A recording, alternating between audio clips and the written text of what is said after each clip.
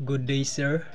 I explained the stability information using the various stability diagrams, trim tables, and stress tables used on board ships.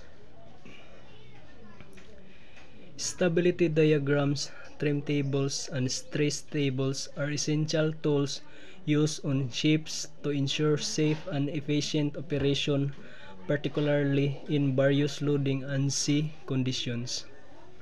Stability diagrams visually represent a ship's stability characteristics, including the righting moment and angle of heel. Trim tables help calculate the necessary water displacement to achieve desired trim, while stress tables provide information on the whole structural strength and capacity under different loading conditions. That's all. Thank you, sir.